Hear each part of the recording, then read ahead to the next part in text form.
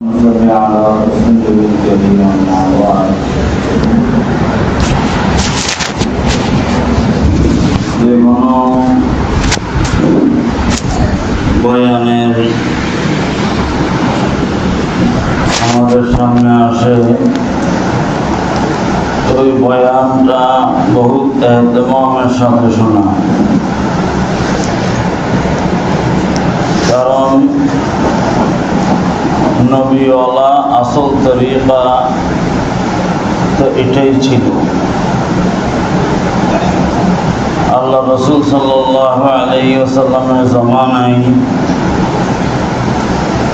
এবং শুরুর জমানাতে দিন ইসলাম প্রসার হইতেও এটার মূল নিয়ম পদ্ধতি ছিল এরকম বয়ান, ওয়াজ। কোনো দরজ ছিল না, কোনো তসনিফ ছিল না। আল্লাহ রসুল সাল্লাল্লাহু আলাইহি ওয়াসাল্লাম জীবনে কোনো কিতাব রচনা করেন নাই। সাহাবায়ে কেরাম, তাবেঈন, তবে তাবেঈনের জামানায় কিছু কিতাব রচনা হয়েছে, লেখা হয়েছে, তবে প্রসারের জন্য কিতাব দেখিয়া দরজ দেওয়ার নিয়ম ওই জমানাতে ছিল না। আজকে সারাদিন আমরা দরজ নেই, লেখালেখি করি, এগুলি হইল তাবে, এটা আসল না। আসল হইল ওয়াজ। হাকিমুল উম্মত মুজাদ্দিদে মিল্লাত আল্লামা শাহ আশরাফ আলী থানভী রহমতুল্লাহি আলাইহি উনি বলেন যে ওয়াজ যেটা আসল সেটাকে আমরা ভুলে গেছি, তাবেকে আসল মনে করে নিচ্ছি। এমনকি সারাদিনের দরজ ঘন্টাকে আমরা অনেক গুরুত্ব দিই, আসরের পরে 15 মিনিট ওয়াজ এটাকে গুরুত্ব দিই না, এটাকে সংরক্ষণ করি না। ফারেক হওয়ার পরে, দাওরা শেষ করার পরে ঘন্টা করাইতে বললে, দরজ দিতে বললে মাশাআল্লাহ অনেকেই রাজি হয়, কিন্তু একটু ওয়াজ করতে বললে আর রাজি হয় না। অথচ আসল হইল ওয়াজ। হাকিমুল উম্মত মুজাদ্দিদে মিল্লাত আল্লামা শাহ আশরাফ আলী থানভী রহমতুল্লাহ আলাইহি বলেন যে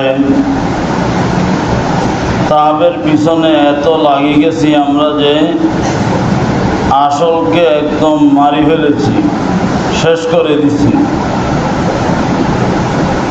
আল্লাহ রসুল সাল্লাল্লাহু আলাইহি ওয়াসাল্লাম সাহাবায়ে কেরামকে মুখে বলতেন, ওনারা শিখতেন, আমল করতেন। সাহাবায়ে কেরাম স্মরণ রাখার জন্য, সংরক্ষণের জন্য কিছু লেখালেখি করেছেন, তবে পৌঁছানোর মাধ্যম ছিল ওয়াজ। মুখে বলতেন, তাবেঈদেরকে তারা শুনতেন, আমল করতেন।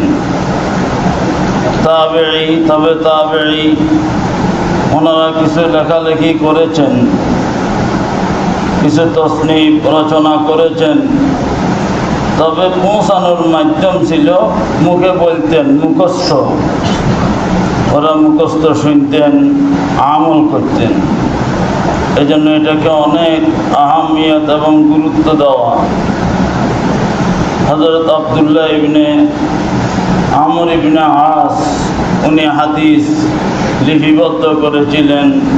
ওনার কিতাবের নাম ছিল আস-সাহিফাতুস সাদিকা। হযরত আবু হুরায়রা রাদিয়াল্লাহু তাআলা আনহু সবচাইতে বেশি হাদিস বর্ণিত ওনার থেকে পাওয়া যায়। উনি নিজে বলেন যে ফাইন্নাহু ইয়াকতুবু ওয়ালা আকতুবু। আমার ভাই আব্দুল্লাহ ইবনে আমর ইবনে আস লেখে, আমি লিখি না, সব মুখস্থ, জীবনে লেখেন নাই, মুখস্থ শুনছে, বলছে, পৌঁছাইছি। তবে আবু হুরায়রা রাদিয়াল্লাহু তাআলা আনহুর দুই ছাত্র, একজন হলো বশির ইবনে নাহি, আরেকজন হলো হাম্মাম ইবনে মুনাব্বিহ। এই দুজন ছাত্রয়ে আবু হুরায়রা রাদিয়াল্লাহু তাআলা আনহু থেকে শুনি শুনি সব হাদিস লিখছেন। লেখার পরে একটা কিতাবের মতো হয়ে গেছে। কিতাবের নাম দিছে সহিফায়ে আবু হুরায়রা। লিখলেন ছাত্ররা, নাম দিল হুজুরের নামে, সহিফায়ে আবু হুরায়রা। এটা ছিল উস্তাদের মহব্বত। উস্তাদের মহব্বত এবং খেদমতে আল্লাহ তাআলা মানুষকে অনেক আগায় নিয়ে যায়, অনেক উঁচা দরজার মধ্যে আল্লাহ তাআলা নিয়ে যায় উস্তাদের মহব্বত আর খেদমতে। হযরত আব্দুল্লাহ ইবনে আব্বাস রাদিয়াল্লাহু তাআলা আনহু, উনি একদিন আল্লাহ রাসূল সাল্লাল্লাহু আলাইহি ওয়াসাল্লাম টয়লেটে গেছে, একটু ওযুর পানি আনিয়ে রাখছে। আল্লাহ রাসূল সাল্লাল্লাহু আলাইহি ওয়াসাল্লাম দেখিয়া খুশি হইয়া, এত খুশি হয়েছে, বলে যে এগুলি কে রাখছে? তো বলে যে এটা আব্দুল্লাহ ইবনে আব্বাস রাখছে। এই খেদমতের কারণে, উস্তাদের খেদমতের কারণে আল্লাহ রাসূল সাল্লাল্লাহু আলাইহি ওয়াসাল্লাম খুশি হইয়া বললেন, আল্লাহুম্মা আল্লিমহুল কিতাব ওয়া ফাক্কিহু ফিদ্দীন। আয় আল্লাহ, আপনি তাকে কোরআনের ইলম দান করেন। শুধু এতটুকু কথার কারণে, দোয়ার কারণে আল্লাহ তাআলা আব্দুল্লাহ ইবনে আব্বাস রাদিয়াল্লাহু তাআলা আনহুকে এত উঠাইছে। একজন ছোট্ট সাহাবী, ওনাকে এত উঠাইছে। বড় বড় সাহাবায়ে কেরাম থাকা সত্ত্বেও ওনার নাম হয়ে গেছে রাইসুল মুফাসসিরিন, সমস্ত মুফাসসিরিনদের সরদার। খেদমত এবং মহব্বতের কারণে সমস্ত সাহাবায়ে কেরামের দাম এত বেশি। তার একটা বড় কারণ হল আল্লাহ রাসূল সাল্লাল্লাহু আলাইহি ওয়াসাল্লামের খেদমত ও মহব্বত। সব সাহাবায়ে কেরাম, আব্দুল্লাহ ইবনে যায়েদ ইবনে আব্দে রব্বিহি, আল্লাহ রাসূল সাল্লাল্লাহু আলাইহি ওয়াসাল্লাম ইন্তেকাল হয়েছে, এটা শুনিয়া সাথে সাথে দুই হাত আসমানের দিকে উঠাইয়া বলছে, আল্লাহুম্মা যাহাব বসরি, আয় আল্লাহ, আমার দুইটা চোখ অন্ধ করে দেন। যেই চোখ দিয়া আমি আল্লাহ রাসূল সাল্লাল্লাহু আলাইহি ওয়াসাল্লামকে দেখেছি, ওনার পরে আর কাউকে এই চোখ দিয়া দেখতে চাই না। কিতাবে আছে সাথে সাথে উনি অন্ধ হয়ে গেছিলেন, মৃত্যু পর্যন্ত এভাবে কাটাইছে। কি পরিমাণ আল্লাহ রাসূল সাল্লাল্লাহু আলাইহি ওয়াসাল্লামের মহব্বত ছিল। গজওয়ায়ে উহুদ 70 জন সাহাবী শহীদ হয়ে গেল। এক মহিলা দৌড়াইয়া রওনা হয়েছে। পথে এক ব্যক্তি ডাক দিয়া বলে, এ মহিলা, তুমি কোথায় যাও? তোমার আব্বা শহীদ হয়ে গেছে, তোমার আব্বার লাশ দেখেছি। ওই মহিলা বলে, আমার আব্বা শহীদ হয়েছে সেটা রাখো, আল্লাহ রাসূল সাল্লাল্লাহু আলাইহি ওয়াসাল্লাম কি অবস্থায় আছে সেটা বলো। একটু পরে আরেকজনে ডাক দিয়া বলে, মহিলা, তুমি কোথায় যাও? তোমার তো ভাই শহীদ হয়ে গেছে। ওই মহিলা বলে, আমার ভাই শহীদ হয়েছে কথা রাখো, আল্লাহ রাসূল সাল্লাল্লাহু আলাইহি ওয়াসাল্লাম কি অবস্থায় আছে সেটা বলো। সামনে যায়া দেখে আল্লাহ রসুল সাল্লাল্লাহু আলাইহি ওয়াসাল্লাম শহীদ হন নাই, উনি বাঁচিয়ে আছেন, সুস্থ আছেন, বসে আছেন। আল্লাহ রসুল সাল্লাল্লাহু আলাইহি ওয়াসাল্লামকে দেখিয়া ওই মহিলা বলতে শুরু করলো, ওয়াকুল্লু মুসিবাতিন বাদাকা জালালু। আল্লাহ রসুল সাল্লাল্লাহু আলাইহি ওয়াসাল্লামের মহব্বত, খেদমত, এটাই সাহাবায়ে কেরামকে আগে উঠায় নিয়ে গেছে। মহব্বত, খেদমত ও ইতাআত সাহাবায়ে কেরামকে এত উঁচে নিয়ে গেছে। হযরত মাওলানা সানাউল্লাহ ফানি ফতি রহমতুল্লাহি আলাইহি কোরআন শরীফের একটা তাফসীর লিখেছেন, তাফসীর, কোরআন শরীফের তাফসীর। কিন্তু উস্তাদের মহব্বত এত বেশি ছিল, ওনার উস্তাদ ছিল মির্জা মুজহির জানে জানা রহমতুল্লাহি আলাইহি। তাফসীরটা উনি কিতাবের নাম নিজের নামে না দিয়া কিতাবের নামটা দিয়ে দিল হুজুরের নামে, তাফসীরে মুজহিরি। হুজুরের মহব্বত, ভালোবাসা। আজকে রশিদিয়া মাদ্রাসা, রশিদিয়া মাদ্রাসা বললে সবাই চিনেন। এই মুফতি শহীদুল্লাহ সাহেব রহমতুল্লাহ, মুফতি শহীদুল্লাহ সাহেব দামাত বরকাতুহুম, উনি মাদ্রাসা দিয়া মাদ্রাসার নাম দেওয়ার দরকার ছিল জামিয়া শহীদিয়া, ওনার নাম তো শহীদুল্লাহ।